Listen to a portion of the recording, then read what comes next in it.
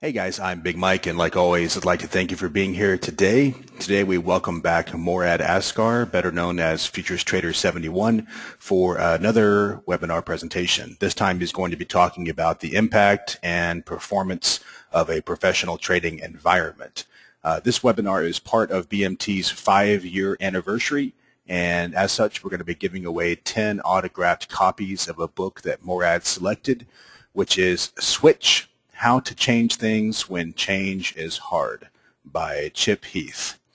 So what we're going to do is ask you guys to pay close attention to everything that FT talks about today, and at the end of the webinar, we're going to have a bit of a quiz, and we will pick 10 winners from that quiz and get you guys those autographed books. Some of the bullet points covered today include why care about your trading environment, a trader's perception of the markets in different environments, your environment and your habits, trading as a team, communications, distractions, and lost opportunities, size does matter, and the minimum office setup requirements for serious traders.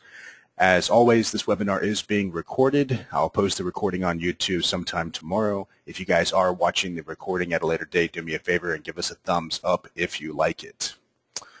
As you guys have questions, you can go ahead and type them into the questions box.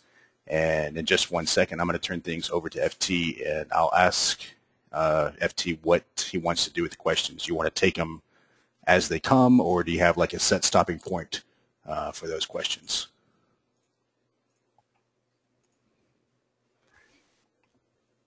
All right, and I've just given you control. All right. So FT, do you want to take questions as they come, or do you want to hold them until the end? What do you want to do? Yeah, let's do a quiz at the end, just so that everybody has an equal chance of answering them. Okay. I think that's probably what's best. Let me set a few things up here. All right, you should be able to see my screen. So let me start by announcing the risk disclaimer. It's required of me to do that for regulatory purposes. Trading futures, options on futures, and foreign currency involves substantial risk of loss and is not suitable for all investors. My personal opinions, market data, and recommendations subject to change without notice. Past performance is not indicative of future results.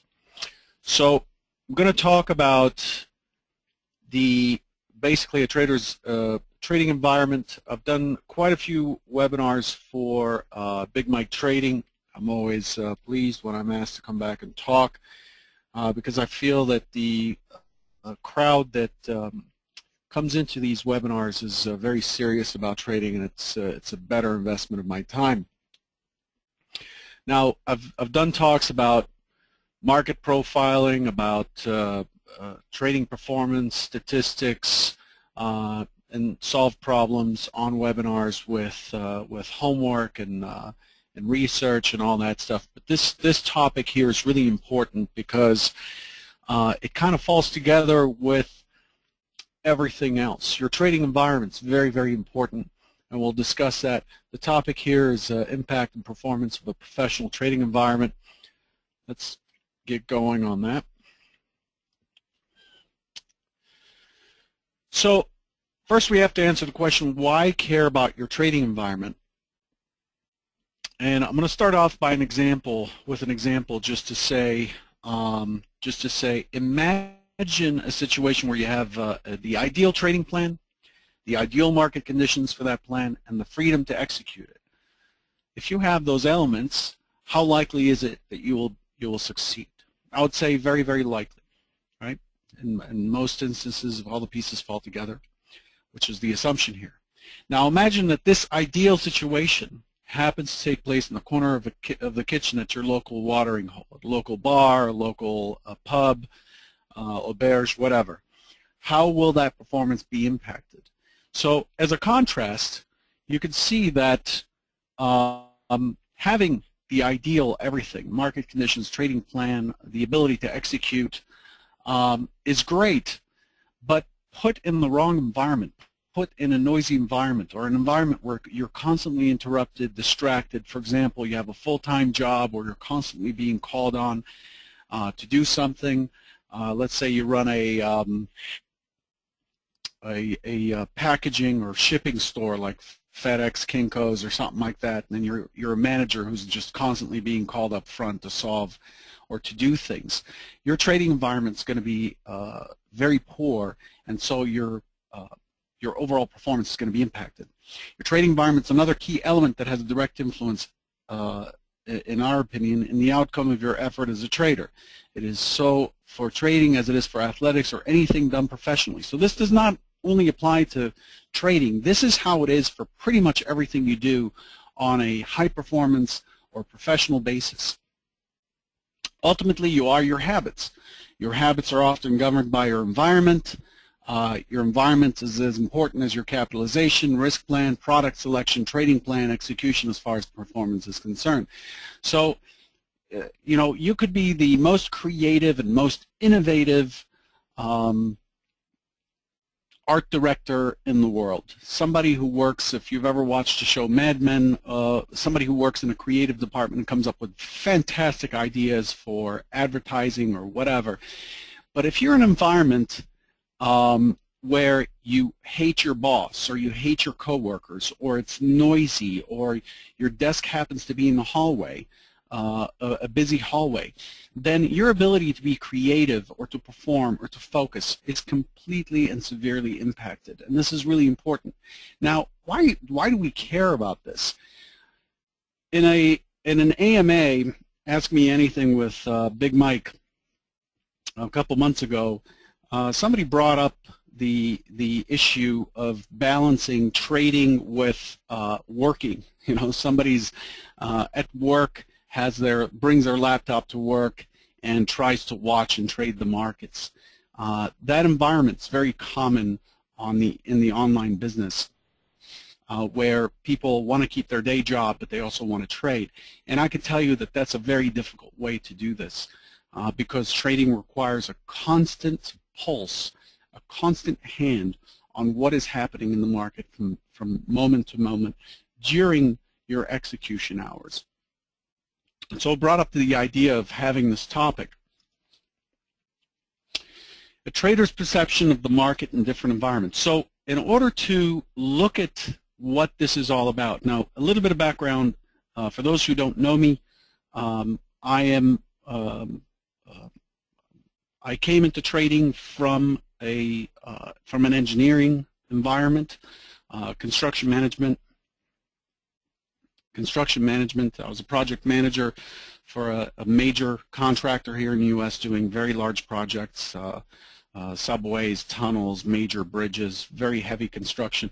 It required a lot of long hours and focus and so on and so forth. Didn't like it, loved it at the beginning, didn't like it at the end. So I ran into someone who was a professional scalper and became a day trader, a SOS bandit in Florida. So my introduction, or my stepping into trading, was done at a professional level. I was always in a prop environment until I stopped doing prop for myself. I went from being a prop trader in stocks and equities, mainly NASDAQ stocks, to trading futures at a prop shop here in Chicago. I moved from Florida to Chicago in the dead of winter in January for the purpose of pursuing trading at a prop level.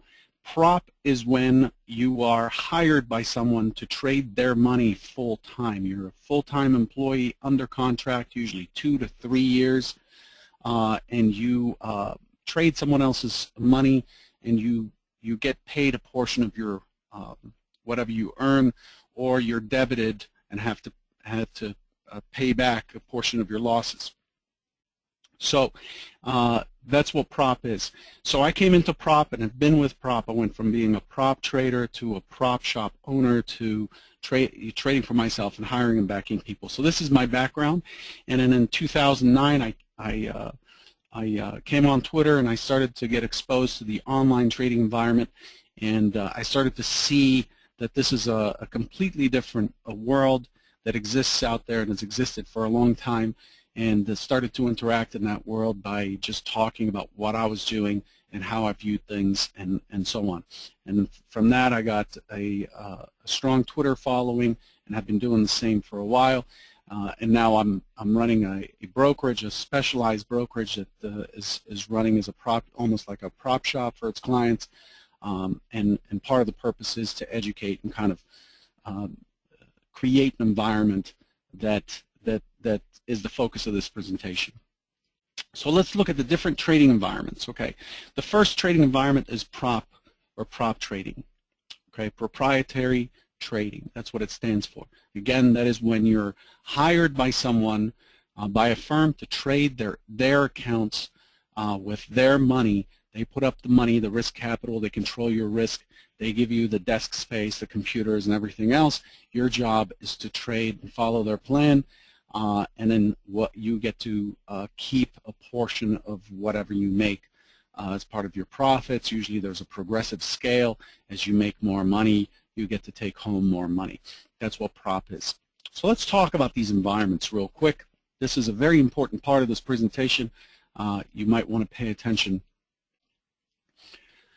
So this trading in a prop environment is the ideal environment to develop as a trader. In this environment, the key element necessary to perform at a peak level, the key elements necessary to perform at a peak level are already handled by the proprietors of this environment. So as a prop shop owner, it was my job to buy the computers, make sure the network is running a tip-top shape, that everything is backed up as required, that there's a risk system in place, that there's risk monitoring, that there's enough funding in the prop account, that the proper account information is segregated. Each account is segregated, and we can keep track of everybody's performance. All of that stuff is taken care of because it's in the shop's best interest to make sure that your environment is as squeaky clean and as efficient as possible. So you don't have to worry about any of that. Connectivity, all that stuff. My prop shop ran right here at the Chicago Board of Trade building where I'm talking to you from right now. Also, having one of the key elements of that trading environment is having other traders in the vicinity who are focused, and especially those who are achieving results. And that has a tendency to accelerate your performance. So let's imagine that you go on a holiday, you go on a vacation to Hawaii, and you happen to walk up to a beach where there are a bunch of surfers, and you see how amazing it is to catch a good pipe and surf your way out. These guys have been doing it since the day they could stand, and it just looks like a lot of fun. So you go back home where you happen to come from, which may be someplace in the UK, or even worse, Geneva, Switzerland, where you're landlocked except for lakes.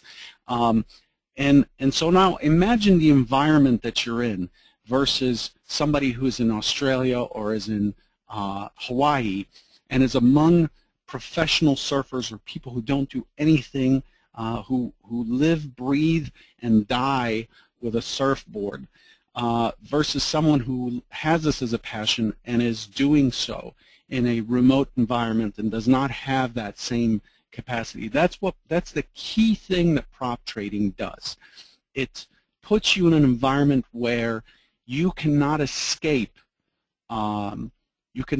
Escape the performance of others. I'll give you an example.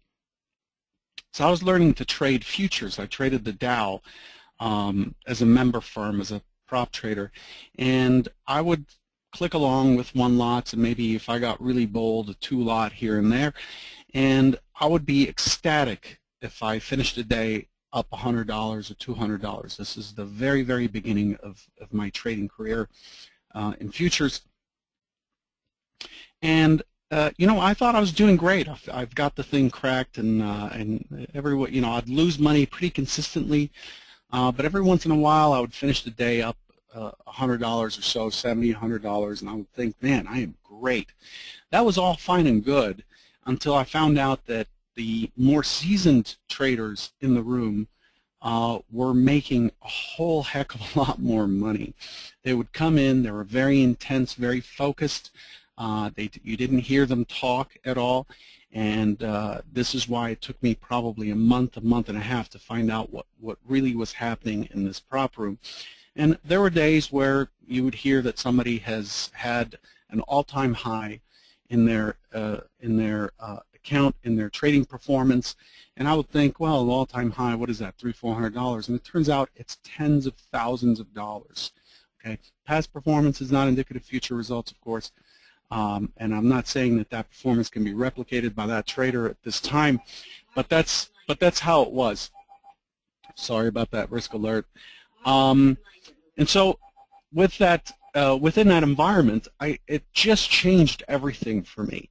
I started to recognize that I was way, way, way behind my game in that environment. I just, what I thought was a good performance and I was getting praises for by the other guys who were just starting out, my friends at the time, was really nothing. And that was the push for me. How is it that this person can get in there, trade the DAX or whatever, and within the span of a couple of hours be up, you know, anywhere between $8,000 to $20,000 and then just be done for the day and leave. So that's one of the key elements. So I'm going to list for you the upsides and the downsides for prop trading. Okay, and I'm going to do that for pretty much every environment. You want to pay attention to these because you're going to be asked about these later. So one of the key elements, of course, is the performance aspect, seeing what other traders are doing. You get high buying power when you're trading for a prop shop, a lot of leverage. You get risk control. In other words, you cannot violate your risk parameters for the day because someone else, a risk manager, is handling that. You will not be able to waste 30% of your account on one trade because you felt like you could be stubborn, whereas as an online retail trader, it's your account. Nobody's going to stop you until there's a margin call. Good infrastructure is another key upside. Trading as part of a team was a huge upside. Seeing what other team members were doing, being able to stand behind someone who you know is doing well and watch what they're doing, even though you can't talk to them, just watching them do what they do tells you that this can be done, that this is real, that it is not a pipe dream. This is very, very important for your morale. And then being able to discuss with others what they are doing because you are part of the same prop shop and you are part of the same team. The downside to being at a prop shop is the lack of autonomy. Okay? By that I mean you can't do what you want. You're an employee. You can't decide not to come in today and trade because you're being paid to come in and trade. Giving away half or more of your profits to the prop shop. The prop shop's not there as a charity. It's there to make money. So generally, prop deals are 50% or higher to start that you have to pay to the firm for taking the risk, for putting up the money and all that stuff. And then you lack of freedom of your time. So, well, lack of freedom, the lack of autonomy really has more to do with your ability to do whatever you want. In other words, if you decide to change products, one day you're trading the Dow and you decide I want to trade mini crude or the full crude or whatever, you don't have the ability to do that. You have to have approval and there's a process for it. And then the last downside that I mentioned is lack of freedom with your time. You can't leave whenever you want. You can't decide not to trade. You can't go on vacation whenever you want. It's your time is owned by someone else. Let's move on to the second category, retail alone. This is basically meaning you're trading alone as an online trader. And this environment lends itself to be to really the outcome of this environment is a direct result of you as an individual having the right character and discipline to trade the way you need to trade in order to get results. So this is a tough environment to be in. This is like learning to perform surgery through trial and error or by reading books and so forth. It's not impossible, but it's not the ideal environment. Trading alone means that you're only accountable to yourself, which is not a good thing for most people. Again, a discipline issue. When you do things wrong, or you violate your plan, or you violate what you said you do, there's nobody else that you have to be accountable to, and we tend to make excuses for ourselves to violate our rules. This is an important environmental issue for online traders. There's no frame of reference. That's another issue or downside to trading alone. In other words, you don't know how well you're doing. You have no concept of where you should be or where you could be at that point in time. You have nobody else to use as a frame of reference for what you're doing. And so you're self-referring. In other words, you're only accountable to yourself, and because you haven't done this in a professional environment or professionally, that environment's not something that you can measure yourself by. There's no way to measure whether or not what you're doing is working or not working, since you're self-referring. Only a small group of individuals would thrive in trading in this environment, in my opinion, and as far as I can see, as someone who's a principal and watches risk for stage 5 trading, I can tell you that very few people can go on their own and actually do what they're required to do to keep their discipline, and who do have the right character to do this alone. Okay? The key downside, there's no frame of reference. It depends heavily on your character and discipline. The key upsides, complete autonomy, complete freedom, and the ability to add or take away from what you're doing at any given time. Okay. The next group is retail online trading in a public forum or club. This is the second most ideal scenario behind prop trading. Okay. In this environment, you have what looks like a prop group, but without the benefit of accountability. So you're within a group of people. You're within a group of people.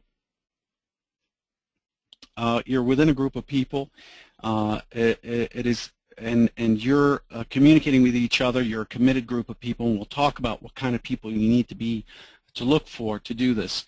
Within what I'm doing right now, we encourage people through our chat room and so forth to find a trading buddy to be accountable to, and so on. And this is the next best thing to trading in a prop environment. It is key in this environment that at least one individual knows where their group should be headed, and that the individuals in it are honest, are striving after the same results, and are committed to the group. Key downside to this, character and compatibilities. You hook up with people online that seem like they're walking the same path as you, but the egos get in the way, or there are incompatibilities to their approach or time frame or whatever, and then you find that you've wasted a bunch of time with a person or a group of people that doesn't really provide anything for your trading. You can find this out fairly early by basically asking questions.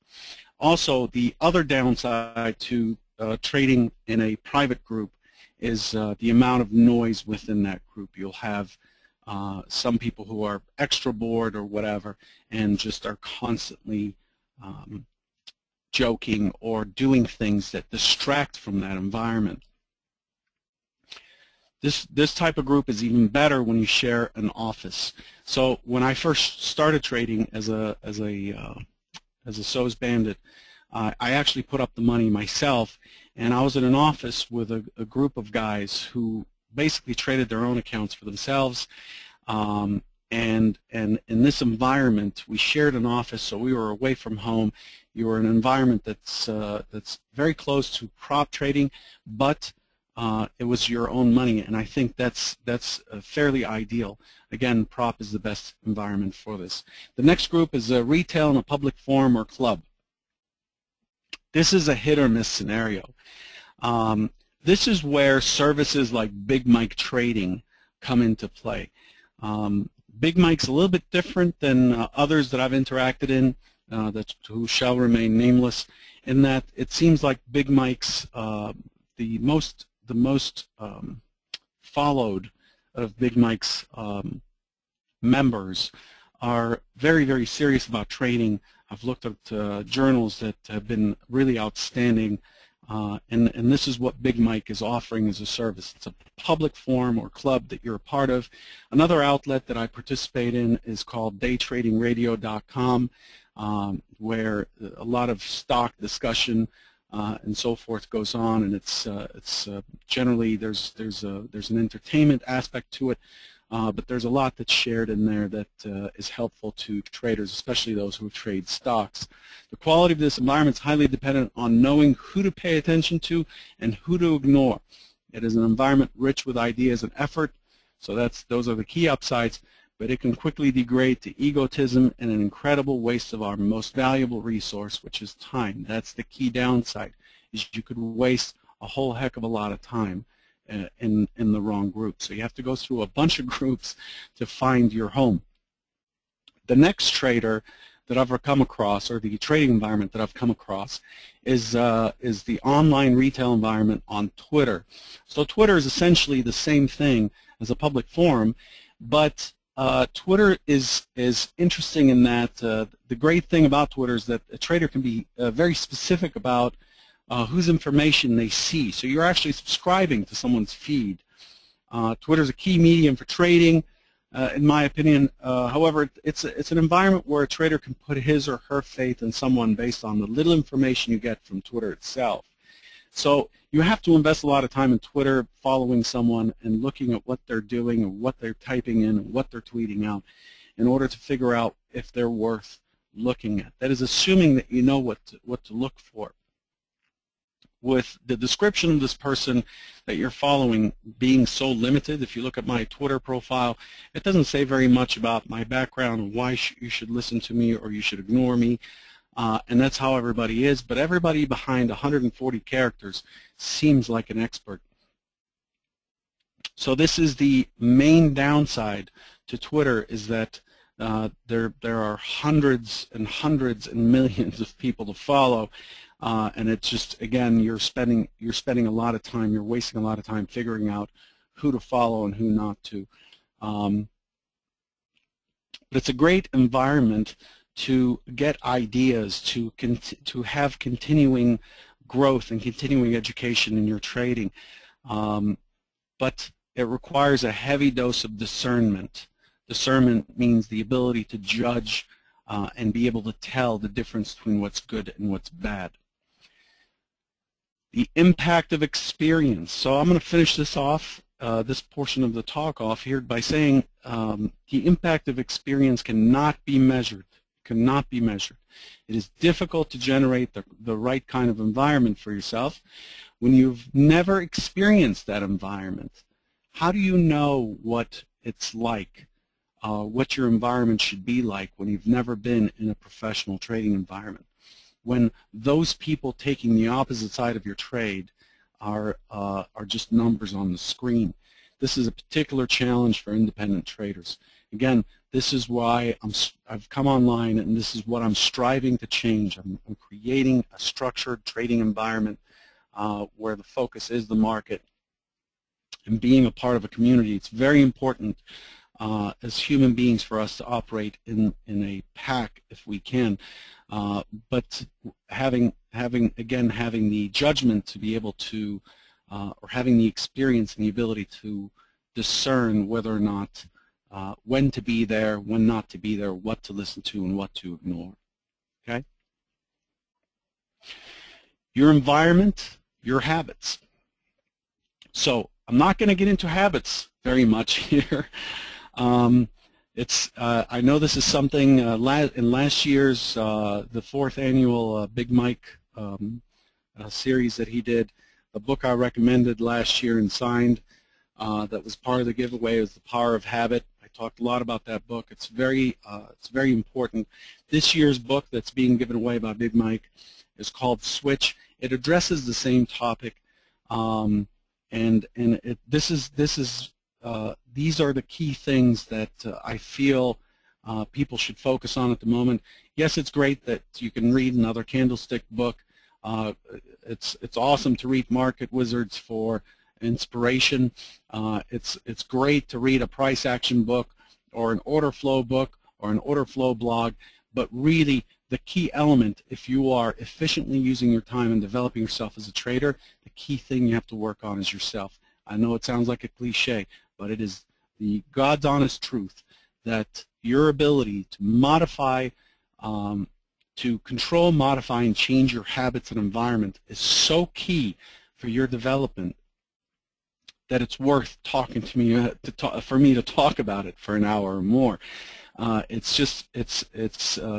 habits, the sum total of your habits are who you are.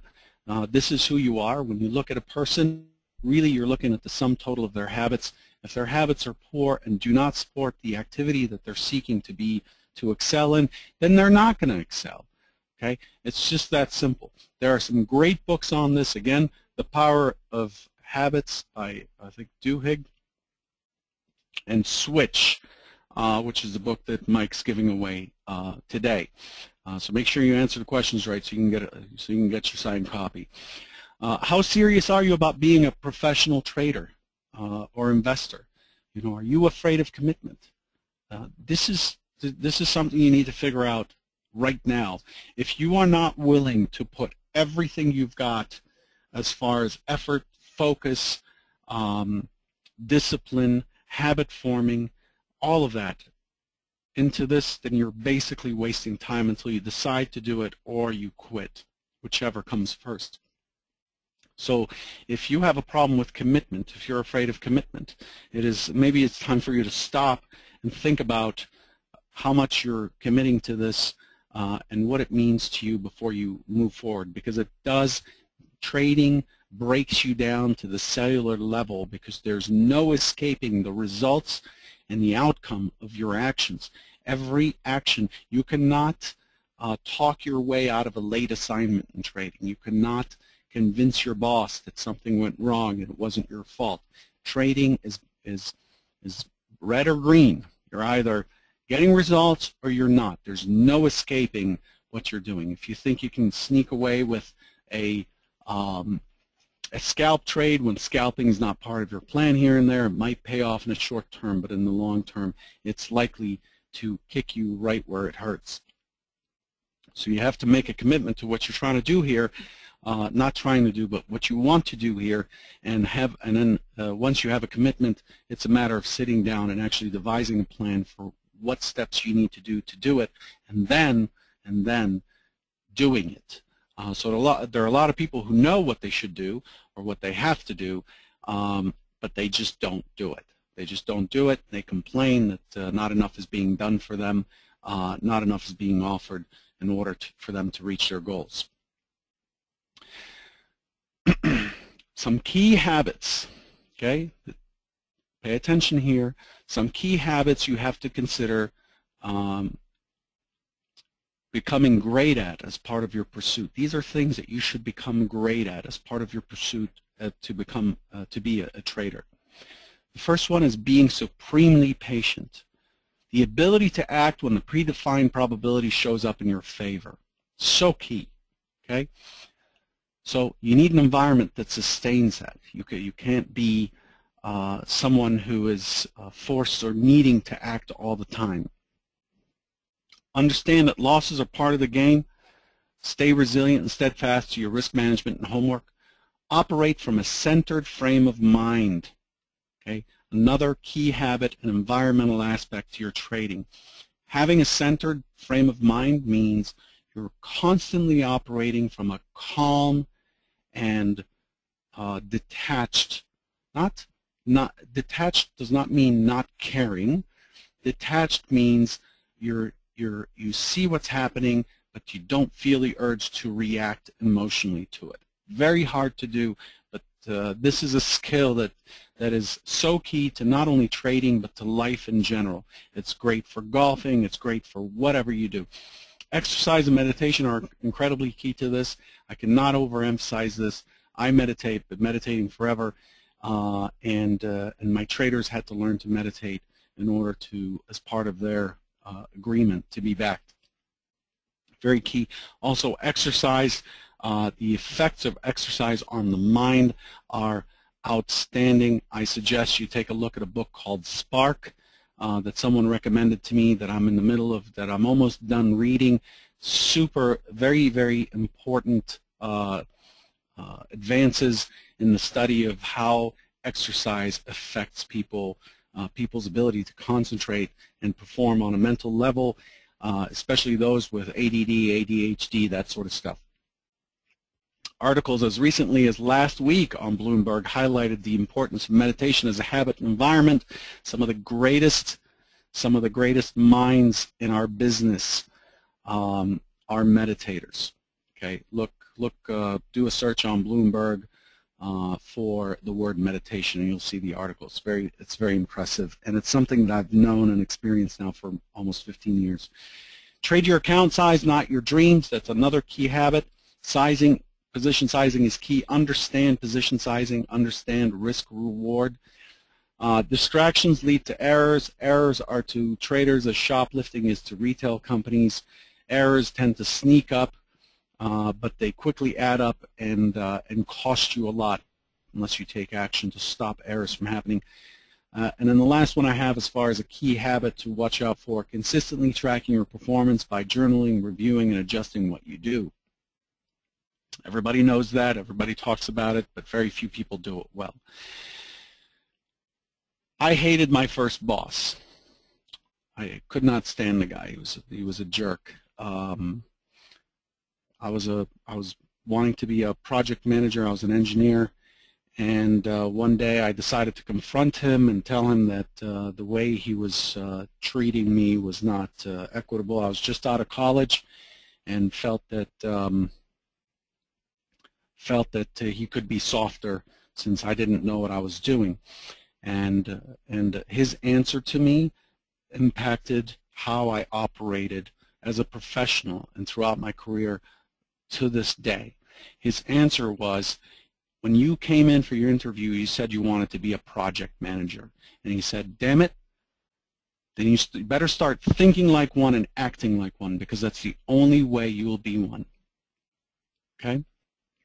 So his point is, you can't strive to be something but not move towards it, not think as that something is. So if you're striving to be a trader that is consistent, that is able to sustain a decent lifestyle by doing this, then you need to act like one. Your habits and your environment need to be that. If that means you get up in the morning because you think that traders should wear a suit to work, then wear a suit to work. But you have to take on the actions and the thinking of that thing which you wish to occupy for your career. And I've got to tell you that as a result of that, I was the youngest employee of a company that's been around for 113 years at my level, at my job level. That's how much that conversation propelled me forward. In order for me to move up, I found out that in order for me to move up and achieve the next thing, I basically had to take over my supervisor's role and act and think like my supervisor. And that made it very easy for my supervisor to move on and for me to move into his or her position. Same thing in trading. Your environment needs to be that which you strive for. Your thinking needs to be that which you strive for. Very, very important. This is not theory, folks. I'm talking from the level of experience, and it's very important to recognize that this is all part of the game. Trading as a team. So I'm going to run through this real quick. Some important information here. The importance of having a like-minded trading partner. Birds of a feather. Okay, it's great that you found someone that you enjoy spending time with on Skype or online or some chat software, TeamSpeak, Ventrilo, whatever. And you're able to communicate with this person and tell them how passionate you are about trading and so on. But you have to find somebody who's like-minded. What is a like-minded partner? Trading partner? If you don't have one, you might want to find one. They need to trade in your time frame. They need to be just as serious and committed about trading what you trade. They need to trade the same product, preferably. They need to trade the same hours as you, and there are many that are. And most of all, they need to have those they need to be striving to maintain those key habits that I mentioned earlier. Again, I'll repeat them. Supreme patience, understanding that losses are part of the game, operating from a centered frame of mind. Imagine having a trading partner who's yelling into the microphone and cussing at the market all day long. Trading your account size, not your dreams, so staying humble and trading at your level. Cutting distractions and errors in your trading is a goal, and consistently tracking your performance, reviewing and adjusting your plan. Okay. How does one become accountable for a faceless stranger? It's like if you've never met this person but you've heard their voice, how do you become accountable to them? The way you become accountable to that person is that you align your goals with theirs, and you essentially have to get to a point where you're making the same commitment to them as they are to you. So you're basically making a promise to each other to move forward with the same goals in mind. Accountability is so important in trading, because without accountability, time flies by, and there isn't a result that is a part of the outcome of that time. So becoming accountable to a faceless stranger is it's very difficult to do. It's an unnatural thing to do. But given the environment that we're in, given the technologies that we have access to, there are webcams, you can be online with someone for hours and hours. The faceless stranger, their face doesn't matter anymore. You start to learn about someone at their core just by interacting with them on a day-to-day basis. Is this a situation of the blind leading the blind? Okay, and it is. If you're working with someone at your level of competence, at your stage of competence, then how do you know that you're both going in the right direction? And for that, I would suggest, again, referring back to folks like Mike on Big Mike, who offer all kinds of advice all day long. There are many people who are out there, offering whatever advice they have. Learning from other people's mistakes cuts your learning curve quite a bit, but only if you take their advice to heart. This is a very, very difficult aspect of online trading. Who do I listen to? And are we all just leading each other into the darkness type of thing?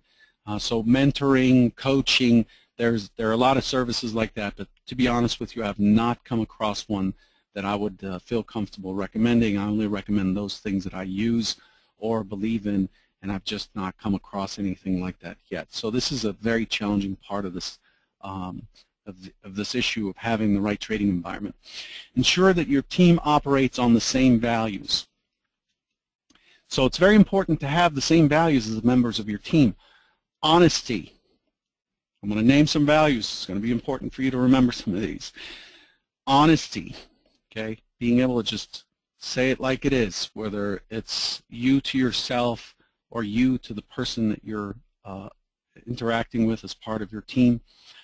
Honesty, teamwork. In other words, you're not sabotaging each other's work.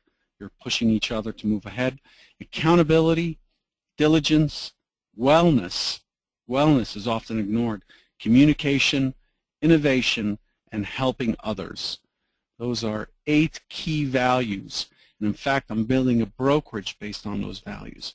Honesty, teamwork, accountability, diligence, wellness, communication, innovation, and helping others. Very important to have those values, to find those values in other people. Wellness being a key, as much key as the others. Okay? Listen carefully to your team members. As I say here, listen and ye shall know the truth. So people can hide very easily online. We all know this. You just don't know who's on the other side of the screen. Listen carefully to your team members. Are other team members talking about themselves mostly? Or are they talking about their ideas? How about you? Are you spending most of your energy comparing and talking about yourself, or do you talk about the ideas you're pursuing? People who talk about themselves are generally looking to be takers.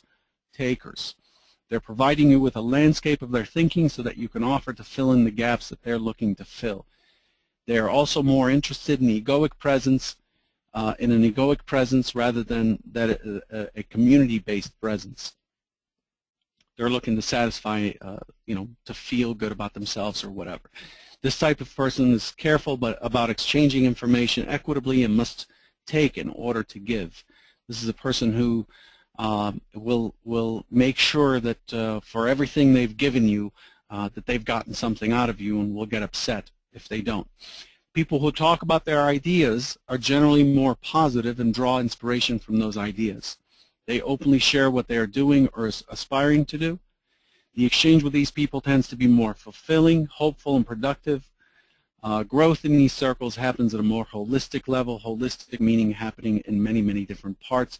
In other words, the learning in this type of group where the people are talking about their ideas as opposed to about themselves, the learning occurs on many levels: personal, professional, communal, what's good for the group.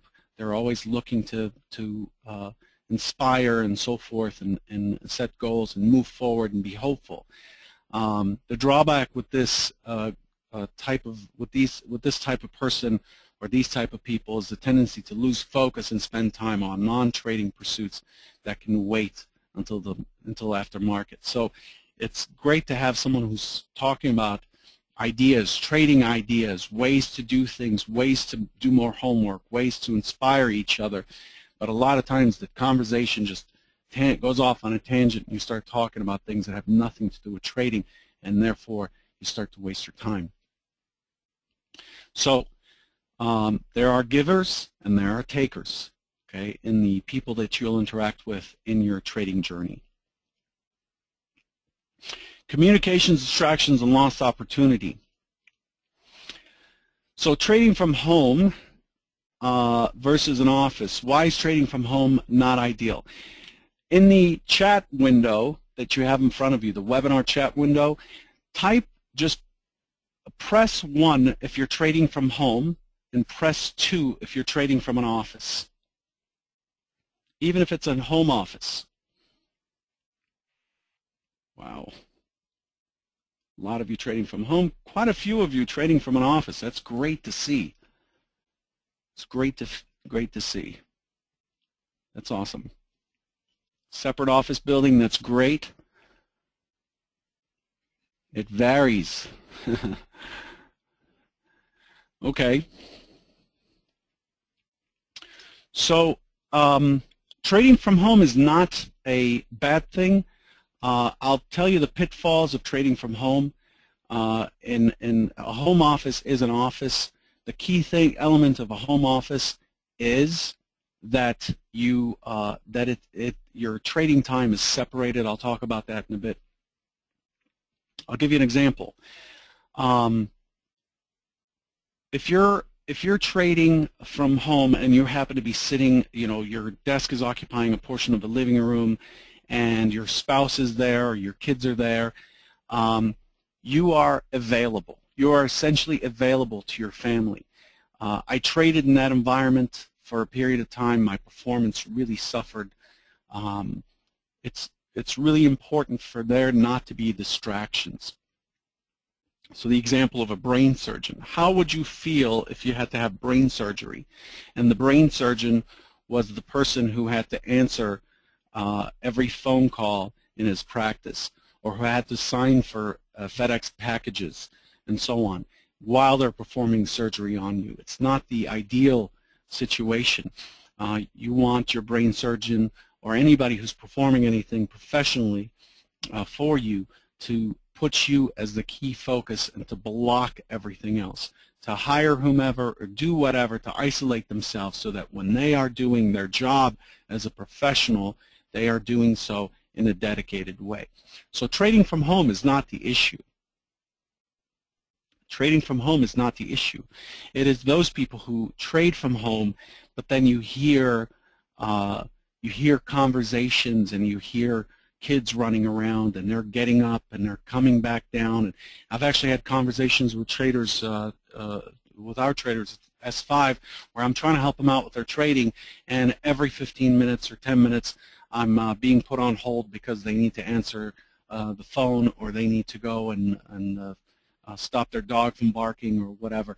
It's obviously we cannot all be in a tall office building isolated from the rest of the world while we trade, but when you are trading, it is really important for you to just focus on that. This is your world, and I'll tell you, I'll give you some help or some clues as to how to do that. So trading in your boxers is comfy, but it's not really putting you in the mindset and in the environment to really focus on what you have to do. It's a cutthroat business. It's a very competitive business that we do. It's black and white. There's no wiggle room in trading. So it's something that you want to take on without distractions. You don't want to be ADHD when you're trading. You don't want to be multitasking and doing a bunch of stuff and being distracted and being called on and having conversations and so on while you're trading. It's very important that you focus on executing the plan that you've put together, that you've put a lot of time away from family and friends to create the night before. It's time for you to execute it. It's not time for you to sign for FedEx packages and to scurry off and get that Amazon package that you're looking to receive. So the first step in order to do that is to plan your life around your critical trading time, not the other way. Okay. So figure out what time of day is crucial for your trading plan and just block that off. It is like an appointment that you cannot break. So everything else that happens has to be scheduled around it. Yes, you may be at home and having to deal with a repair or whatever. Schedule that repair after your trading time. Once you're done with your trading time, you're no longer trading. Go take care of whatever you have to take care of. But once you're sitting at your desk and you're ready to trade, you need to focus on trading, period. Okay?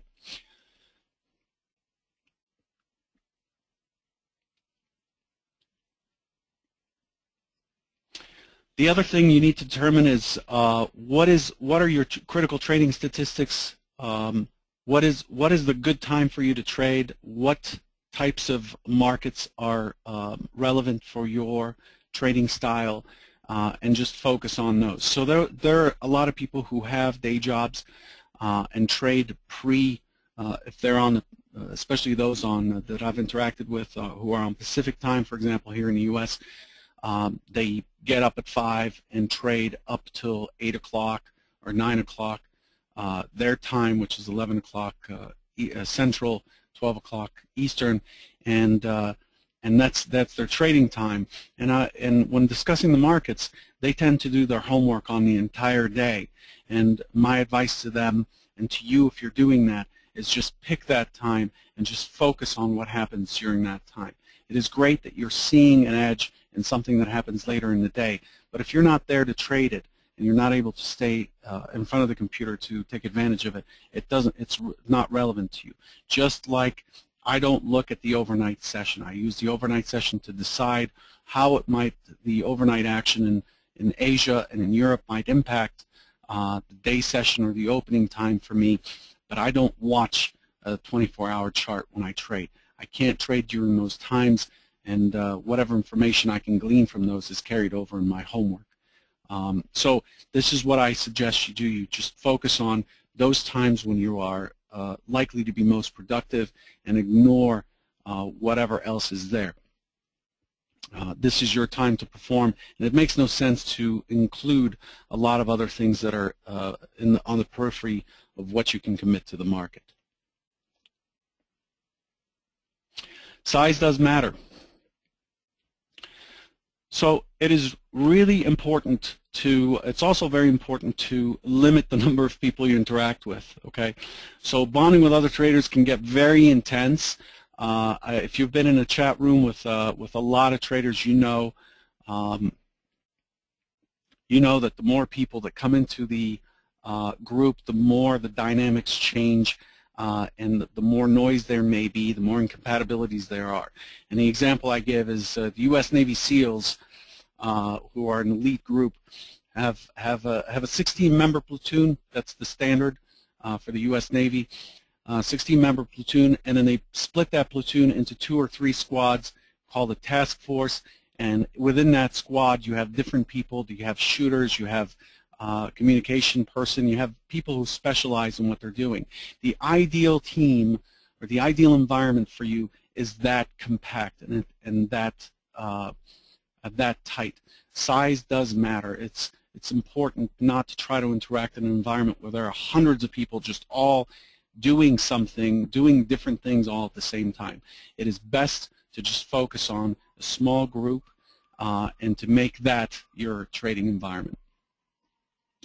Personality incompatibility disorders, like I just said, over time people tend to rub each other the wrong way, and you tend to get into areas where you start to impact each other on a personality basis. If you're sitting here reacting emotionally to something somebody said because you don't like them, then how connected are you, and how much tolerance is there left for you to be pushed, for your position to be pushed around by the market as it seeks to work itself out.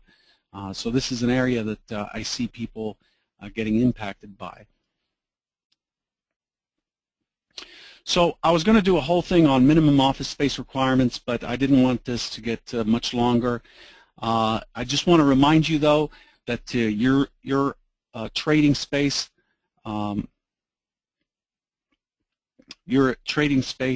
is sacred ground. It really is. The way your monitors are set up, the information you're bringing in, the people you're interacting with, the time that you have this space to yourself, completely void of any distractions and so forth, is really sacred to who you are and what you do as a trader. This is something you want to consider if your environment is not such a thing, and if it's possible. It's not always possible, obviously. Not everyone has the luxury of going out and renting an office, but the ideal situation is that you have your space. If it's home office, it is something that you can isolate yourself in, and the people around you know that you are in your element and you need to focus for that time being, and that just to continue to do so. Other things that impact our trading environment are services like a live news squawk feed, which I use. I use several. Pit squawk, which I don't use. Those are personal opinion type things. I don't enjoy pit squawk because it just doesn't. It adds noise, but it doesn't really color my trading because I don't know what the other side of the pit trader is doing. It used to have a lot of impact, but I don't use it, but other people swear by it. You just have to try these things and see how they work for you. I use a live news squawk feed because I don't want to look at what the news feed is. I used to have a Bloomberg, and I used to look at Reuters feeds and so on and try to read what happens, but it's too much information. I'd rather hear what the news is and react to it than have to kind of remind myself to look up and look at the screen as the market's trading. Then there are also proprietary dashboards and indicators, trading algo, measuring tools, alerts, things you can buy. All of that stuff, when you bring it into your environment, it's like adding an additional ingredient to your special recipe for soup or lasagna or whatever your favorite dish is. Every time you add something, it could change the end product tremendously. So be careful when you're adding things. Excuse me. Be careful when you're adding things to your environment that these actually add value rather than just add noise. Or all of a sudden you're adding something because you've had a couple of bad trading days, so you're looking for a crutch to lean on. So you start to look around for things to buy to help with that side of it. Okay. That's all I had for you for today. I guess we can take some questions, Mike, if you're still with us. Yeah, let's do some questions, and then after that we'll do the book giveaway. All right, guys, so what questions do you have? Let's see. Peter wants to know how many monitors you use. So I use 4 monitors for charting and other things, and that runs on a separate computer. I've always had my charts and all of my internet access on one computer, and I use a separate computer which does not have a firewall, virus scanner, or anything, as my trading machine, which has 2 monitors, so that I can, I can have my new squawk on there and my dome. And that machine I don't surf on. I don't have any risk of bringing a Right. virus in or anything. Right. No email, anything like that. Nothing. Yeah. Right. Lana wants to know what new squawk you prefer. So I use 2 of them. I use Ran Squawk, which is both of these are kind of expensive. If you want more information, you can just contact me on my website here, as shown on the screen, FuturesTrader71.com, and hit the contact button. But I use Ran Squawk, and I also use ITC Markets new squawk service. Ran Squawk is something that I'm dropping. It's just very expensive, and it doesn't offer anything that's special. There's also, Trade the News and so forth, but I felt that I was paying for all these things and I didn't really need them. But the key one I rely on is ITC Markets. Okay. Kurt asking if you have any more info, or maybe he's asking like for book recommendations, or his actual question is best info on meditation. So any recommendations? Okay, yeah, I get that a lot. I get that a lot. I think that the best recommendation as far as a book is one you might want to just search for it on Amazon. It's called Mindfulness. It's by John Kabat-Zinn. You can get the audio of it, but really, as far as meditation is concerned, meditation occurs on many levels. I mean, essentially, every time, if you're a spiritual person, if you're religious or spiritual, every time you pray, it's meant to be a meditation. It's meant to be you in silence. You can meditate while you garden, actually, as long as there are no thoughts in your mind and you're completely relaxed. That's a meditation. There's a vast world out there on meditation. Kurt, I would really encourage you to just get a hold of me through my website, and I'll respond back with links to various websites and resources that you can look at. But this is something that will enhance your life, I think, almost with a guarantee. I think it has the potential to be a future webinar, actually, if you're up to it.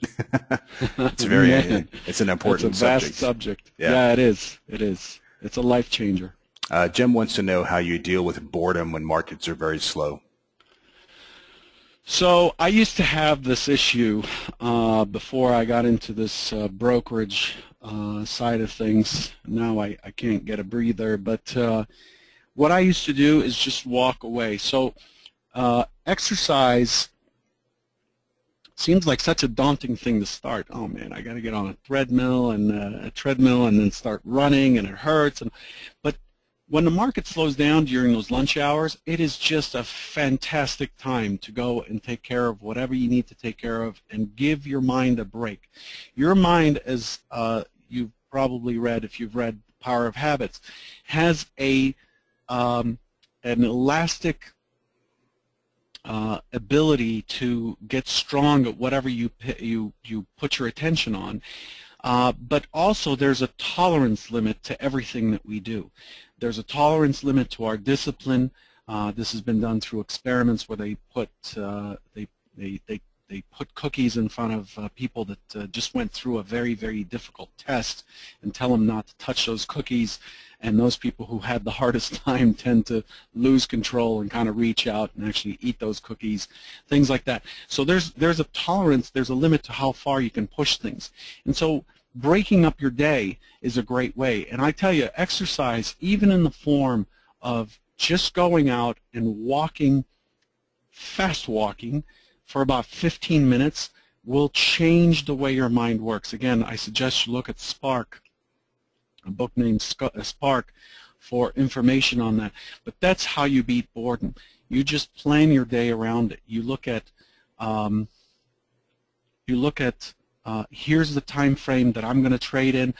My results or my statistics are poor from 12 o'clock Eastern onwards, and so my plan is to come in at 8 in the morning Eastern, trade till 12, and then go away until 3 o'clock. And so now from 12 till 3, I can take care of myself. I can do things for myself. I can work out, I can take care of my chores or whatever. I don't sit in front of the computer if I'm not going to trade. I don't sit here and watch the market, because when things do happen, I find that I have very little tolerance to miss a trade. For example, if I've been sitting here for hours waiting for something to happen and then suddenly the market moves up 5-6 handles, then I find myself trying to sell that move because I've been sitting here and I've gotten nothing in return for my time, and here's the move that I've been waiting for and I didn't take advantage of it. The fact is that move is not my move. Right. I don't have a plan for it, and so I just go and do something else. Dale wants to know how many markets you trade at one time, and I kind of want to modify that question a little bit and ask you, how can each individual person determine for themselves whether or not they should trade one market or when they're ready to trade more than one market? So I'll tell you my experience firsthand with this.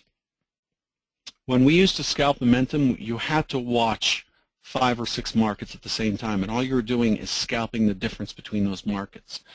That is not a sustainable edge. It doesn't exist anymore. It was wiped away with high-frequency trading and arbitrage. What I've seen as someone who's watching risk all day long is that those traders who come in and trade multiple products tend to do worse. I have yet to see an online trader who's trading more than one product that is experiencing any kind of consistency. The goal here is to become a master at something, at one thing.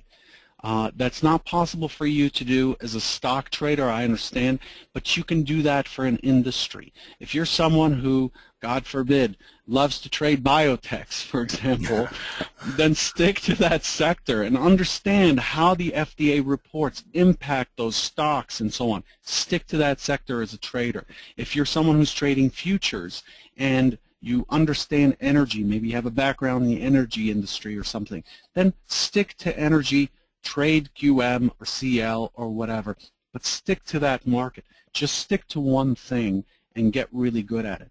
The progression of a trader goes like this.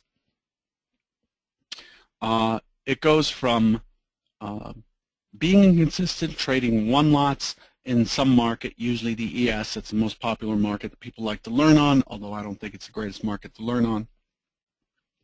Then the next progression is not, let me look at the ES, NQ, TF, and others, and YM. The next progression is, how do I improve my expectancy by adding a second lot and managing risk that way? Then the next progression should be, how do I extend my targets and get better expectancy? Once I have that better expectancy, then I'm going to add a third contract and do better. And the idea is that you're getting a return for your effort through larger size. What most people do in contrast, though, is that they start to see some success with a product, and so they decide to add another one with a one lot, as opposed to just sticking with the one and just starting to multiply their risk-reward ratio in their favor. Moving from ES to NQ, trading the ES, then NQ, or at the same time, you're trading two products that are somewhat correlated, but they are two different products. I would rather become really, really good at one than to be okay at many. This is a lot like learning how to do a sport, becoming really good at it, and then going and doing a second sport. Michael Jordan tried that, the best basketball player of all time. He went and played for the Chicago White Sox, which is a baseball team. He was awful at baseball, and it's the same thing with trading. Stick to something. If that something doesn't work for you, by all means, move on to something else, then stick to that other thing until you find your product. It's a lot like dating. You kind of have to go through a bunch to figure out what works for you and what doesn't. And each one of them teaches you something a little bit better. But don't trade more than one product at the same time. That is maybe step 8 or 9 down the line. But you know, it's something you want to manage over time. You want to stick to what you're doing and then grow that, as opposed to moving on and going through a new learning curve and picking up a new tool and changing your method and all of that all the time, because what you're doing is you're putting yourself through a perpetual learning curve. Right. Let's see. Rex asks or says that previously that you had mentioned that you have a bunch of Post-it notes around your monitors. Would you mind sharing what's on them, and what do you think about those as part of your environment? So I don't have those anymore. I don't have those anymore because I've practically memorized them, and I come into people come into meetings and stuff, and I have to explain what they are every time, so I took them off.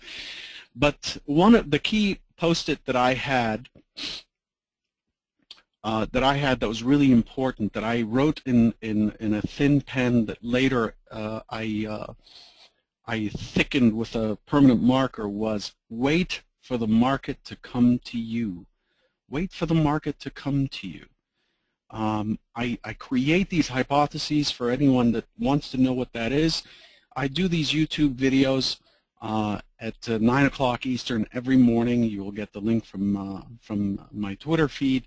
And I have a plan for the day. And that plan was done in the best environment possible.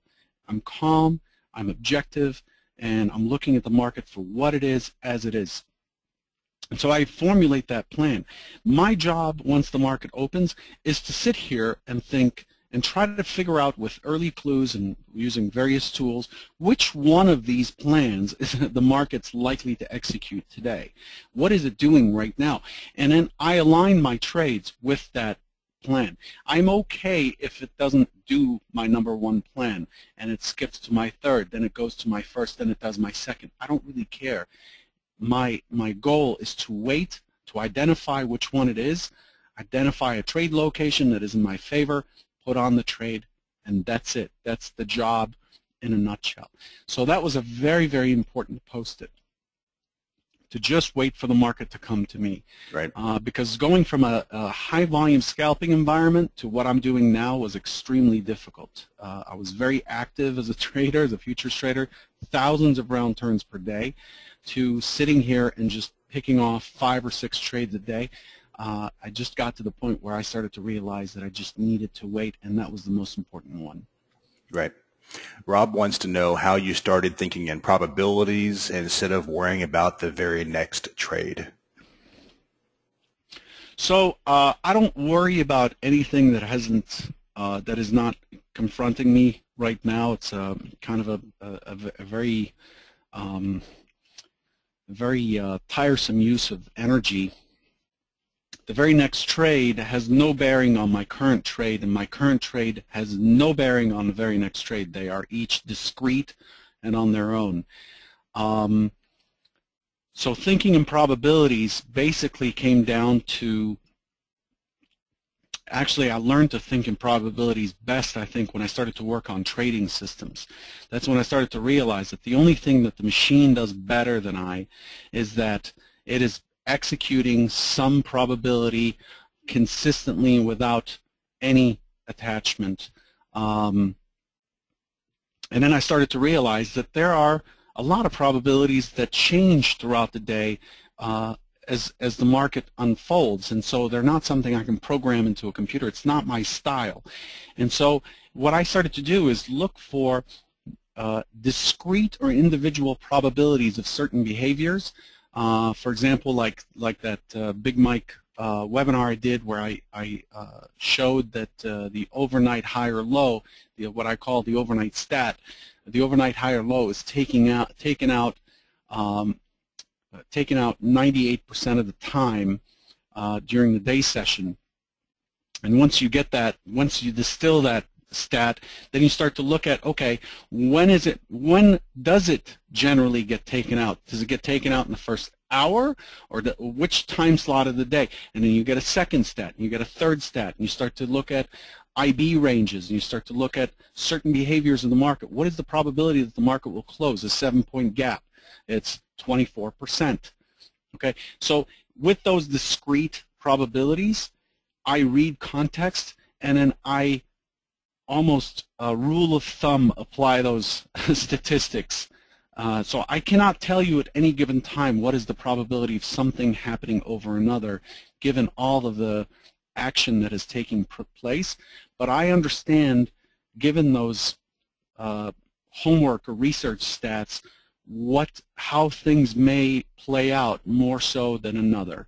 I know that's a confusing topic or a confusing way to explain it, but that's how it works. And seeing that unfold day in, day out, that's how it basically instilled in me the idea that I just need to focus on probabilities, because in the end, the outcome of every trade is 50-50. It's the probabilities that play out into an edge over time. Right. Najib has an interesting question. There's a thread on BMT that's been going on for a number of years. I can't remember the exact title, but it's basically about trading and how it affects your family, like whether or not your spouse supports your trading or if it's like a constant battle, especially if you're losing money, or even the kids. Kids could have the influence too. So he's asking, Oh, man.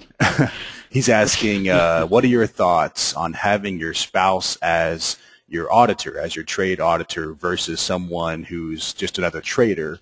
And he says he often wonders about explaining his trades to his wife and whether or not it would help him or if it would negatively affect his psychology.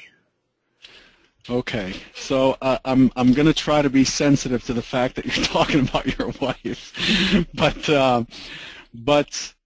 I would say that trading, at least in my career, trading has always been looked at as a pastime or a hobby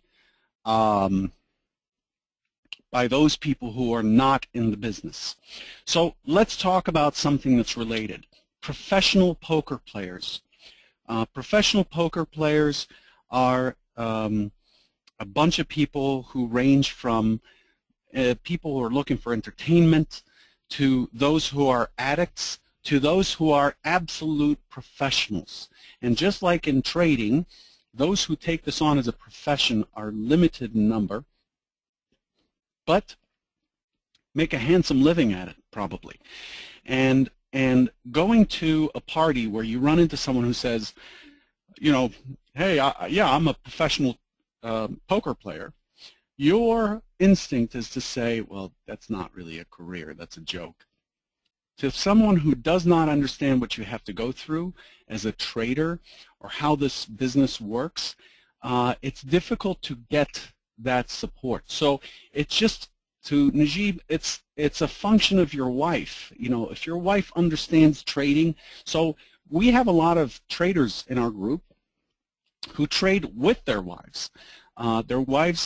Their wife acts as this psychological support mechanism for a lot of these guys. In fact, many of them, the wives outperform the husbands, and it's in that situation you have something that is supportive of your career choice. However, in most cases that I've run into, generally you want to keep this to yourself and you want to create a group of people who are doing this. Your wife may be sympathetic to the idea that you've had another rough day and things aren't going well and you feel like you should have made the turn by now but nothing's going your way and so on. But eventually what will happen is your wife will say, okay, get a job. You know, this is not working. But if she's someone who understands what's required to do this and to perform in this endeavor, whether you win or lose, doesn't matter. But if she understands what's required, there's a tendency to get free therapy or to get some support that allows you, or encouragement that allows you to keep pursuing what you want to do, and I think improves your chances. That's my opinion. But if it's someone who's going to criticize the fact that you just don't want to go out and get a job or whatever, then that's not something that's going to help you along. and it's going to be the same in whatever whatever performance career that you choose to do. If you want it to be a professional golfer, it's going to be the same. It's going to look like you just go out there with your friends for 8 hours a day and follow a ball around a golf course and drink beer all day. Then you're not getting the support that you want. But if it's understood that this is a career choice, and there's money in it, and there is some fulfillment in it, then you're gonna get the support that you need, and in that case, it's positive. Kids, on the other hand, I had my first child when I was battling to make the turn. Kids make it more difficult. It makes it more challenging. And it's again, a topic that was covered in The Power of Habit. It reduces your tolerance, your emotional tolerance to trading. You know, if you're tired and your kid just requires a lot of care, which they all do at the beginning, and essentially your fuse is a lot shorter, and it's easy to get emotional in the trades that you take. Getting emotional in trading is really an Achilles heel. It's a trader killer to get emotional in trading. And so having to deal with a child that's sick or having responsibilities outside of trading that demand your attention and will reduce your tolerance for trading, for the discipline that you require as a trader, is a net negative for you. Unless you create a plan for that. It's very, very important for you to come, as I said, to come to trading completely centered and focused. You're going up against the best of the best. And so you need to be coming from a frame of mind where your family relationships are great, that you're not mourning the loss of a loved one, that you didn't just get bad news, and that you didn't stay up all night and party and so on and are exhausted, and here you are interacting with the market and using leverage to do so. Okay? All right. Roberto asking, how do you recognize during the day that you're not trading to your full potential, or if you're having a problem trading well that day, and what do you do in that situation? So, good question. That's where your risk plan kicks in. I know that, so the probability for me to take 3 losses in a row, the probability for anyone to take 3 losses in a row is very low. It's 0.5 times 0.5 times 0.5, right? So that's, what is that? Whatever that is, 12.5% or something. The fact that I'm taking trades and my read on the market is such that I am taking one loss after another, that's telling me that I need to back off. The only way I know that this is the time for me to stop is that it's more of a long, big database of trades and how I've performed, and when I see that I'm deviating from my performance metrics, then I know, okay, I need to stop. And so my risk plan actually goes through phases. I have to cut size at a certain percentage of losses, maximum loss, then I have to cut size more so that by the time I'm getting close to my daily loss limit, I'm essentially trading the smallest size possible. And the goal here is to continue to take what you perceive to be an edge, but not to do so in a crazy way, in a let me hold this or add to this bad trade type of way. There is no other way to know. It's like asking, how do you know when your automated trading system is no longer has an edge? You don't know until the system's metrics fall way outside of the parameters you've set out, which you expect never to happen with that system. But other than that, it's hard to self-diagnose while you're trading and you're in the heat of battle. It's hard to tell when you're not doing well and should stop. So for me, I just have full faith in my risk plan, and a lot of times I can tell when I'm not doing things the way I normally want to, and it's an experiential thing. It's something that comes from experience as well. Okay. Just a couple more questions here due to time. So I'm trying to pick the ones that I think are most relevant to most people. Vaughn asking if you could talk about taking stops. He says it's a real problem for him and for a lot of people. Ask the question again. It's ticking stops. Taking stops. He says it's a real big problem for him, as it is for a lot of people. You know, Okay. they move stops and move them, right? So, Okay. So as part of my learning process when I was fighting to make the turn, one of the things that I had to do, that everybody did, was to write an agreement with myself. If I violate my daily loss limit, in other words, my daily loss limit has happened, most professional platforms do not have auto liquidate, so you had to take yourself out. If I violated that limit, I had to sit out the next day. I hated sitting out the next day. So I did everything I could not to violate that loss limit. It's also embarrassing to come in and see that everybody else is trading or other people are acting in the market and you're just sitting there, assuming you have the discipline to follow your plan. The issue, you have to, in order to try to remedy an issue, you have to understand its source. You cannot solve a problem at the level of the problem. You have to kind of dig beneath it. The reason it is hard for people, in my experience and opinion, to take a loss is because they have decided before taking the trade, they have decided that that trade must work. In other words, they do not have faith. They do not believe and do not trust that the next trade's outcome is absolutely unknowable and is unknown. If I don't know what the outcome of this trade is going to be, then there's nothing I can do. Once I put on the trade, there's nothing I can do but take a loss. Or it goes my way and I get my target and I manage my risk. But if you're taking a trade and you're just having a hard time taking a loss, it's because you did not put that trade on because there was an edge. You put that trade on because you have convinced yourself, whether you know it or not, we are amazing. Human beings are amazing at tricking ourselves. Whether you know it or not, you have not put on that trade unless you have fully convinced yourself that it has to work. And so when it doesn't, you are holding on to the idea of being right and making it work, so you give it more room and more room and more room. Heck, if I bought it here and it came down here, then isn't this a level where I would have bought it anyway, so I might as well just hold on, or better yet, add another lot, to this trade. But the source of this problem is that you are not accepting that losing is part of this.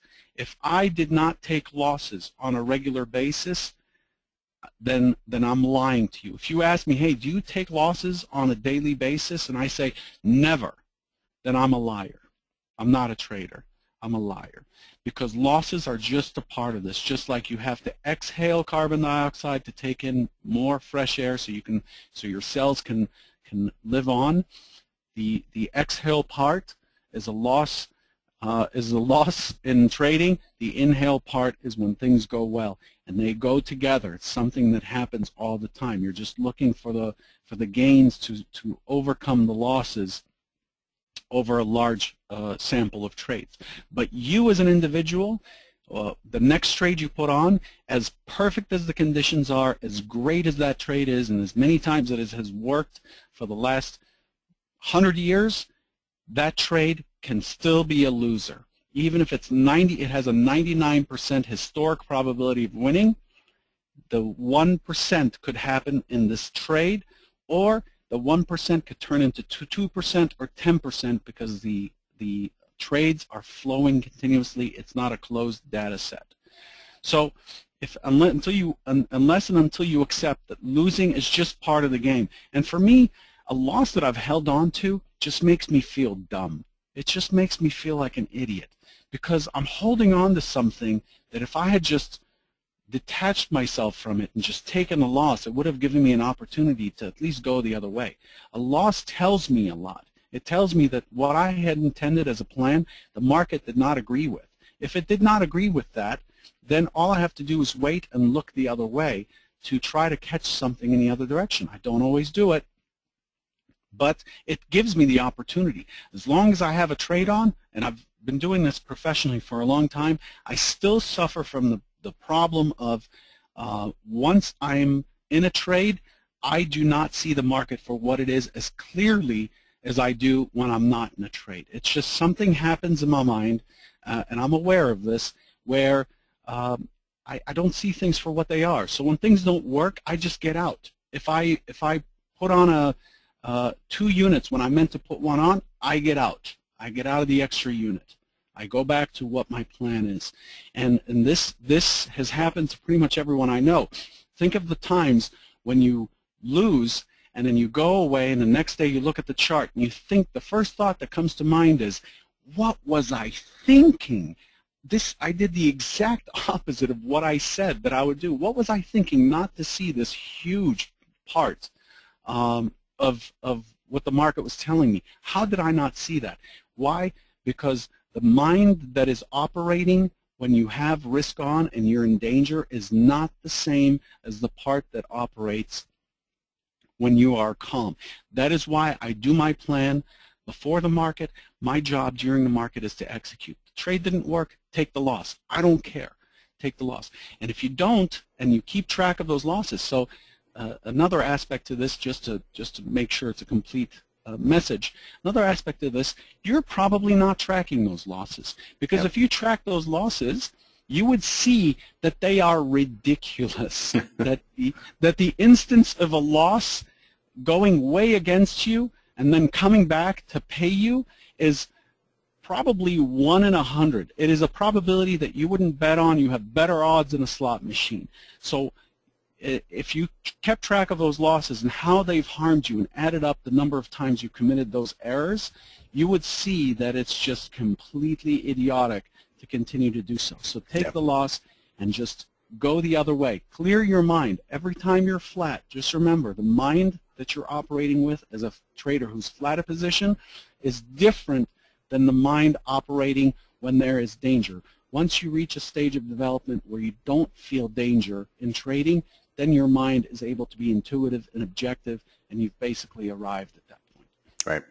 And as you were saying that, I couldn't help but think about the importance of having a journal. And, you know, BMT is 5 years old this month, and I know people are probably really tired of me talking about how important journals are, but man, I can't think of really anything else that is more important. And, you know, to your point of tracking, if there's a spreadsheet that that I started with, and then the other users made it 1,000 times better.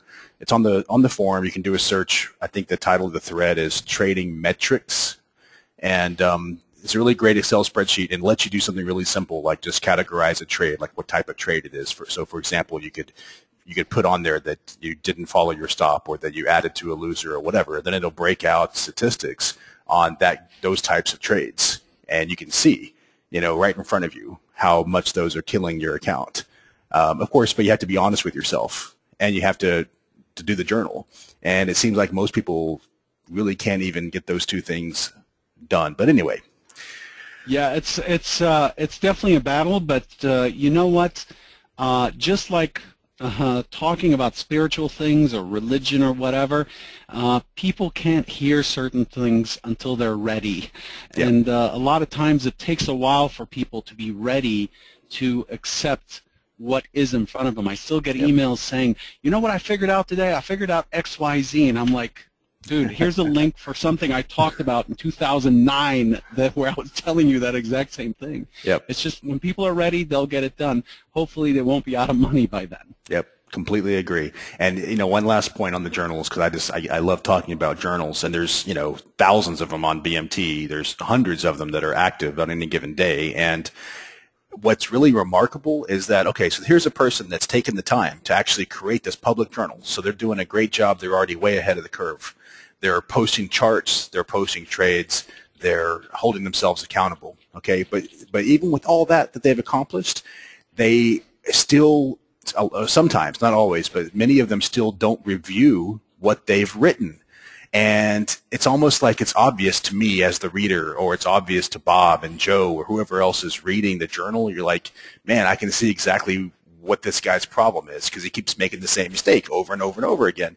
But Yes. the guy creating the journal doesn't even realize it. It's oblivious to him because he hasn't reviewed what he's doing, you know. So yeah, and you know what, Mike, this is a great point. Probably a whole other webinar, but I've been pushing at stage 5. I've been pushing our traders to journal in Evernote, and there's an explosion of people producing their journals on Evernote now, and you can use OneNote, and there's a whole bunch of programs you can do this with. And the advantage is just what you're talking about, is doing the journal in the heat of the moment. There are some great examples on the hashtag FT71 thread if you go through it. And people do their journal, and what happens is they kind of journal and just let it be for the week, and then come back on Sunday and just go through those 5 previous days, trading days journals, and the notes that I've gotten about those journals are outstanding. Things like, how in the world, like, whose journal is this? Like, this is not me. And it's really outstanding when you start to step away from the heat of the moment and look at what you did during trading, and then look at it again from a calm, straight state of mind. It's just amazing how people experientially recognize that, yeah, it's true. I am not who I think I am when I'm in the middle of trading. I lose my mind somewhat. And there's a lot of documentation on this with athletes, high-performance athletes and so forth. Same thing, except athletes, their journal is on ESPN. You know, like, the world talks about what they did wrong, so they can't escape it. But it's so important to do it electronically as opposed to what I used to do, which is to print a chart and then write notes on it and put it in a binder. It's great because you can go back and do a find and look for the word error and see how many days, how many journals that word came in and how often it happens, and just cycle through. It's really a great way to self-coach. Right. Absolutely. Okay, so I see that there's a lot of questions left, but we're over an hour and a half, so a couple things before we give away the 10 books. First, I'm going to ask for your BMT username if you're one of the guys, one of the 10 people that wins the book, so please have that ready, okay? Second, FT has done, I don't even know how many webinars, a lot of webinars on BMT, and he's done even more AMAs, okay? So if you enjoy this part of the Q&A as much as I do, I love this stuff, then you should definitely go check out all those webinars and AMAs, because it's full of this type of stuff. And if you didn't get your question answered, there's going to be another AMA in a couple weeks, and make sure you attend, because that's all we do is answer questions. Okay. So with that, FT, are you ready to give away some books? Yeah. All right, let's do it. It's your money. let's do it. We got 10 right, books, so, 10 books, and yeah, hopefully you're paying attention. I think you gave them a lot of hints, so I think we're going to have a lot of responses. I want these books to be given away. The first answer gets it, right? Yeah, I mean, the first person with the right answer gets the book. Well, we have enough people here. I think that what we can do instead is book number 1 is the first correct answer. Book number 2 is the second correct answer. By the time we get to book number 10, we're going to look for the 10th correct answer, and that way it doesn't matter how slow you are at typing, how fast you are. Everybody, it's all even. Gotcha. It's all random. Right? Oh, awesome. So let's do that. Okay. So the first question, name one of the 8 values listed that you need to find in your team members. Name one of the 8 values. There you go, honesty. Man, this is amazing. It's amazing because people have, like, I can tell they like have a little notepad open and they like cut and paste, you know, a 10-word answer. Holy cow! Yeah, look at some of these answers. People have typed like a huge thing. Yeah. All right. So it looks like Greg Wilkes was the first one on this one, right? Yeah. Okay. All right. So read the answer for us, and Greg, I need your BMT username, please. Greg So Wicks. Greg put down, in about 5 milliseconds somehow, Greg was able to type wellness, diligence, honesty, teamwork, accountability, ingenuity, and community. Yeah, he had it ready to go. He's cutting and pasting. People are pretty smart when it comes to these books. They take notes and then they cut and paste. They're traders. They need to be smart. All right, book 2. All right. Name one of the downsides mentioned of trading as a prop trader. Name one of the downsides mentioned of trading as a prop trader. Looking for the second correct answer. So looks like Josh Jones for this one. Profit split. Okay, Josh. First answer was actually Rex, but this is book number 2, so it goes to Josh. Yep. Got to try to keep it fair. Josh, I need your BMT username. The third question, when you're ready. Yeah, go ahead. The third question is, name one of the key upsides to being a prop trader. So looking for the third answer as hundreds of them fly by. Yeah. Key upside to being a prop trader. So the third answer, okay, I can't, risk of, so it would be upside. I don't see, so would that be Najib? Yeah, I think it's Najib. Okay, I'm not finding it on my window. There's so many answers. Just read us the answer, and Najib, I need your username, please. He wrote high buying power, performance awareness, risk management, team environment, solid infrastructure, access to others, and experience or advice. All good answers. That's Najib. You got to come prepared if you want to win a book on BMT. Holy cow! Yeah, man. Right. I think rather than compete with these guys, I'll spend the $12. Number 4. In your team members, there are 2 types of participants that you should listen carefully to discover. What are they? 2 types of participants.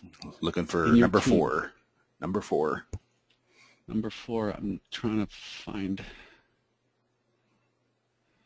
Okay, number 4. So we've got 1, 2, 3, 4. That would be Guardian. All right. Guardian. Need your username, please. Tiger. And what was the answer? The answer is givers and takers.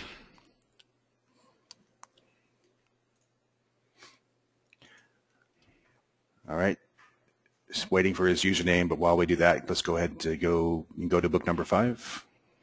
So this is a little bit more vague of an answer, but here's the question. What is recommended that you do during trading hours?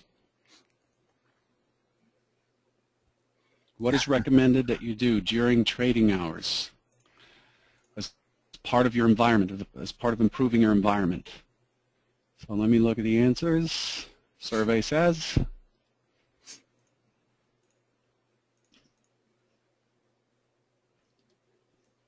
looks like, wow, gosh, these guys are so quick. So it looks like Joe, I don't want to say someone's last name, they may not want to be. So Joe wrote focus, meaning basically isolate trading as the only thing you do. Joe F. Last name starts with an F, yeah. Right. Yeah, needs your username, please. Yeah, I always say the last initial if I can, because otherwise I get all kinds of private messages later saying, hey, you said that I was the winner, because there's like 10 people in here with the name Joe probably, so.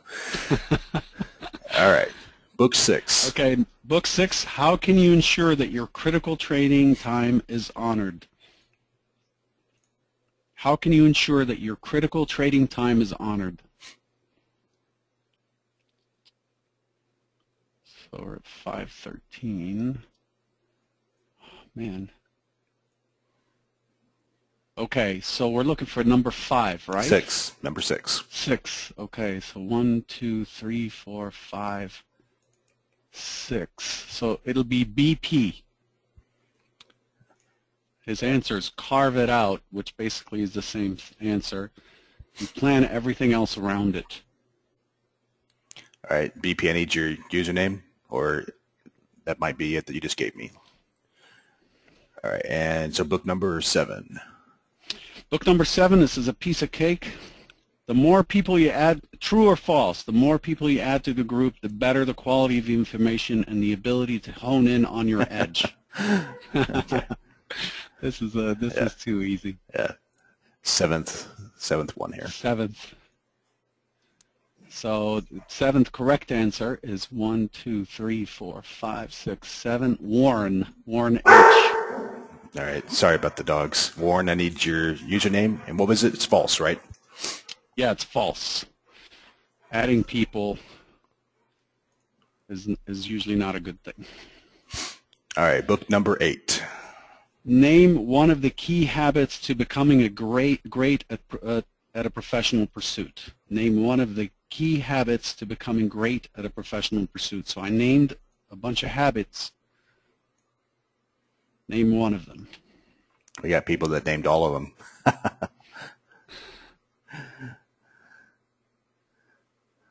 Okay, so we're looking for number 8. Right. So let's see. 1, 2, 3, 4, 5, 6, 7, 8. JR. Gosh, he just copied pasted his notes, I guess. All right. JR wrote, being supremely patient, ability to act when the defined probability shows up to your favor, understand that losses are part of the game, operate from a centered frame of mind, be calm and detached, exercise, see book Spark, meditation, look at Bloomberg articles, search meditation, position sizing, understanding risk reward, cut distractions and errors, consistently track results. And he pretty much hit all of them. Okay, JR, is that your username? I think you're telling me that's your username. If not, type it again. All right, so book number 9. Book number 9, guess what? Same question. Name another key habit. JR ruined it. You can win 1 book per webinar, guys, just so you know. You can't paste that answer again. All right, so you're looking for the 9th one, and man, they're just flying by my screen here. Yeah, I see. So I see 1, 2, 3, 4, 5, 6, 7, 8, 9. Matt R. All right, Matt, I need your username. And what was the answer? Or what did he write?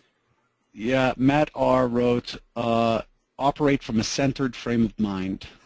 Okay. That was one of the key habits. All right, so final book, number 10.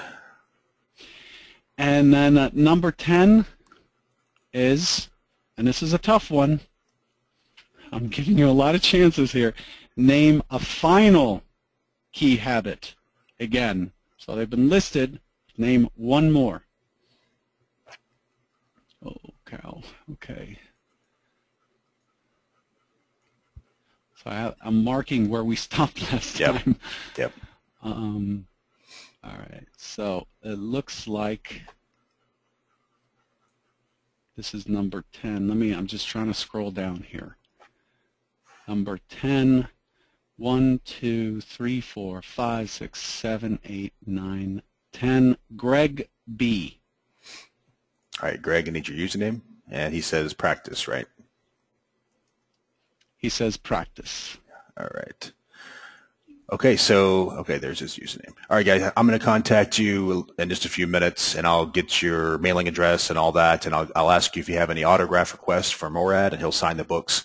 And since I'm now living in Ecuador, he is going to do me a favor, and he'll mail the books out to you guys. Mm-hmm.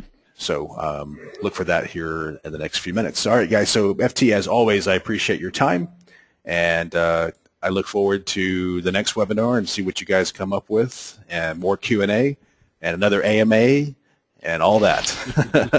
Thanks for having me on. And for anybody, I know there are a lot of questions that weren't answered. I would go to that AMA thread and ask there. If you need anything special that you don't want to put in a public forum, I welcome any questions relating to trading. You can reach me at FuturesTrader71.com/contact, and I'll try to help you to the best of my abilities. Mike, thanks for having me on as always and making me a part of this this annual celebratory thing you do every year. I appreciate Absolutely. that. Absolutely. Thanks so much. Thanks, guys. See you on the site. Bye.